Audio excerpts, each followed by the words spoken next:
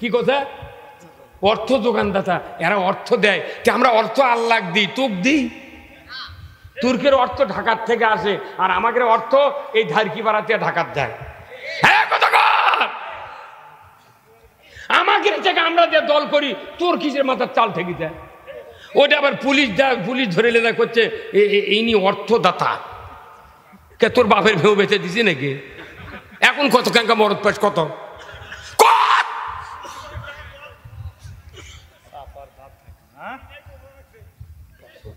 আমার থেকে আমি দিচ্ছি ইসলাম কায়েমের জন্য, তোর মাথার চাল থাকলো কিসের? যদি হলো তোর বউ আমি ছেড়ে দিস, তাহলে একটা কথা হলো। কত করে কত করে আপনার কত করে? তুই বিয়ে করছি সুন্দরী বউ দেখে, আমি যদি তোর বউ আমি তালাক দিই, তুই মানবু?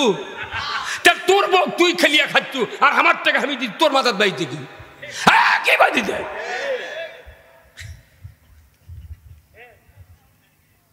একদিকে ভিউ বেঁচে দেবো, কথা ঠিক কিনা?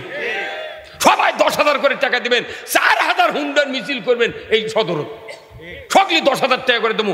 এই গ্যাসের মোট হুন্ডাই জয়পুরহাটে যত হুন্ডা আছে, সারা হুন্ডা এই মুরের থেকে মাথা থাকবি, উমিন্দে ঘুরে আসবে ওই মাথা, আবার ওই হুন্ডার পাতে টাকা লাগবে। আপনি আলু আবাদ করবেন, ধান আবাদ করবেন, ঘরের মধ্যে শুয়ে থাকবেন, আর কবেন কাম ওই না তারাই করুক, হবে না।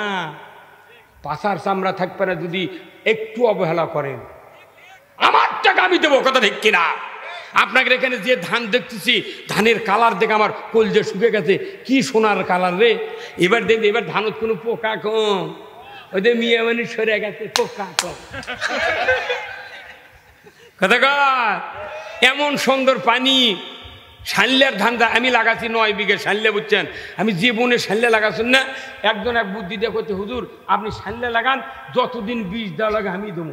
আমি এবার 4 দিন গেছি জমির, আমার ধান 6 বিঘা পাখিতে কাটতে লাগিয়েছে, আর 10 জন মানুষ।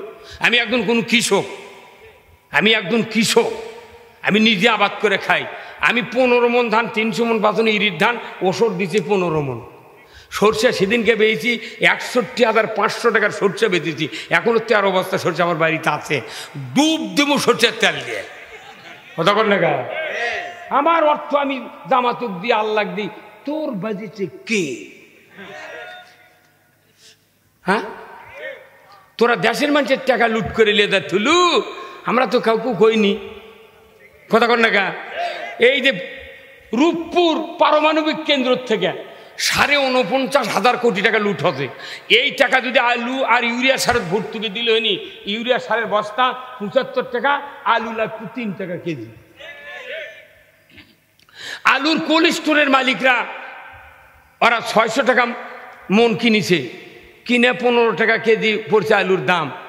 এখন ওরা সেই আলু বেচিচ্ছে 60 টাকা 50 টাকা করে। হ্যাঁ, তাহলে এটা কি, এটা উচিত? অর্থ আর উঠে বাড়েনি, আর ভাড়া টাড়া ধরে না 20 টাকা হলো, 73 টাকা দাম।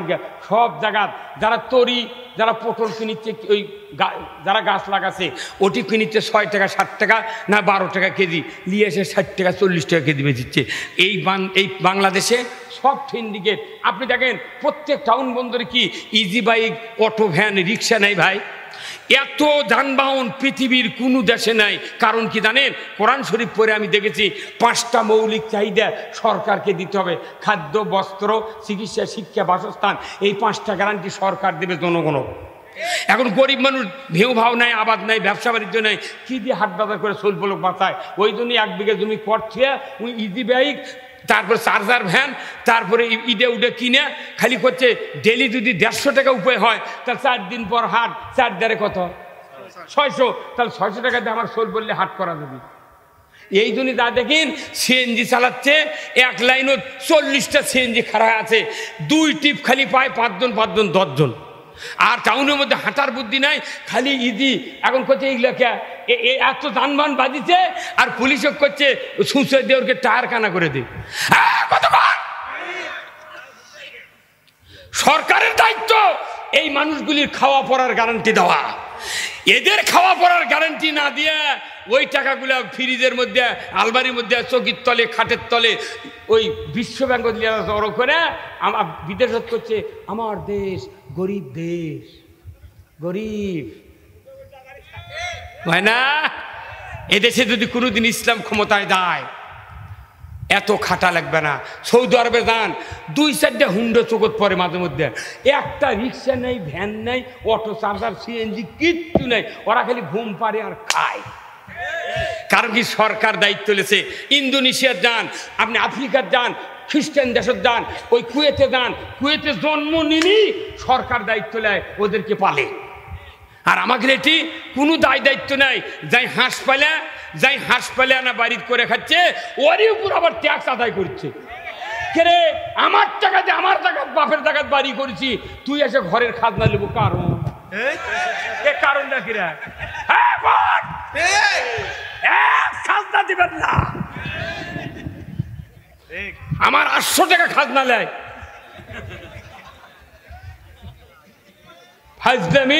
আমার বাড়িতে আমি বাড়ি করছি টাকা দিয়ে, আমার রক্ত খামানো টাকা দিয়ে, সেই ঘরে আমি শুয়ে থাকবো। তার ইটের ঘরের খাজনা একটা আলাদা, মাটির ঘরের একটা আলাদা, যার বাড়ির খাট আছে, পাকা জানলা আছে, মাঝে আছে, মনে হয় ও বিছনার চাদরেরও খাজনা হইলে।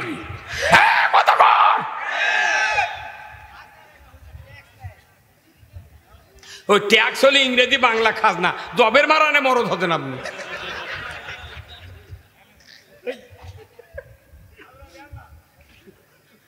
চাঁদাবাজি বন্ধ হয়ে যাবে ইসলাম কায়েম হলে। এই বর্তমানে যে সমস্ত পুলিশ বাহিনী আছে, প্রায় পুলিশ বাহিনী এই যে এই সরকার আইন করছিল এই পদত্যাগের মনে পলে দেওয়ার হচ্ছে 1.5 বছর আগে, দাঁড়িয়ে যার থাকবি তাই চাকরি করতে। এখন এসপি পুলিশ অফিসারকে কি সুন্দর দাঁড়ি, আল্লাহু আকবার। যে হারে আল্লাহ পুলিশ বাহিনীকে সাহস যোগ্যতা দিচ্ছে, সেনাবাহিনীকে যোগ্যতা দিচ্ছে, একটু ধৈর্য ধরেন, একটু ধৈর্য ধরেন। এদেশের মাটিতে যদি কোনোদিন ইসলাম বিজয় হয়ে যায়, প্রত্যেকটা সিন্ডিকেট আউট হয়ে যাবে। ধনীরও অভাব হবে না, গরিবেরও অভাব হবে না। আপনি যদি ইসলাম বিজয়ের পক্ষে সহযোগিতা না করেন, সার্কুলার থেকে দেবি, কাম হবে না। তাহলে এই ইসলামও ক্ষমতায় দিতে হবে কে? কার কথা? কার কথা? আল্লাহ কোরআনে বলছেন যে তোমরা ইসলামকে ক্ষমতায় বসাও।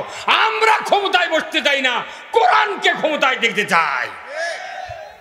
কোরআন ক্ষমতা গেলে এত ইজি বাইক, হাই রে মানুষ খাতে রে, হাঁস পালে, গরু পালে, তার মাছ চাষ করে, পটল লাগে, ধান লাগে, আলু লাগে, মানুষ হায় হায় আলুর বাগুরুর যা হাত দিয়ে লাড়ে দেয়, ওই শিয়ের মুজে দেয়, বান্ধে দেয়, আর আলু কয় তুই বড় হ বাবা, বড় হ।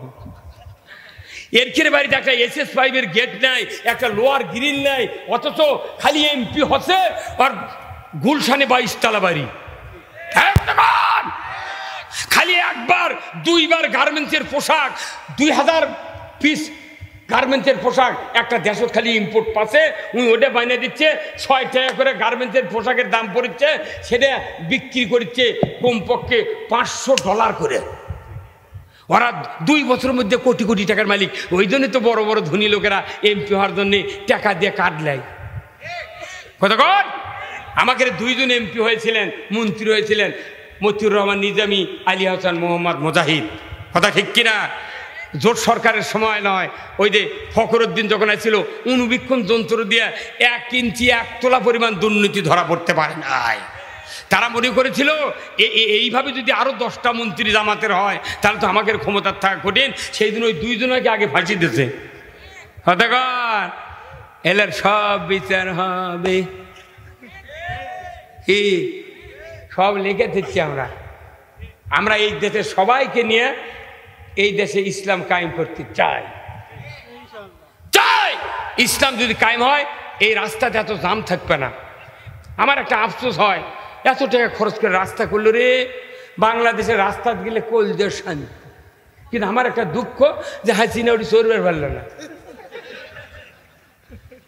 একদিক দিয়ে যাচ্ছি, একদিক দিয়ে আসছি, কি আরাম, কি আরাম। আল্লাহ করছে ওরকম দিয়ে করে এলে তুর্কক দিয়ে হাঁটামো। কথা ঠিক কিনা? মুসলিম আমি, সৈনিক আমি, আমি চির রণবীর, আল্লাহকে ছাড়া কাউকে মানি না, নারাই তাকবীর। মুসলিম আমি, সৈনিক আমি, আমি চির রণবীর, আল্লাহকে ছাড়া কাউকে মানি না, নারাই তাকবীর।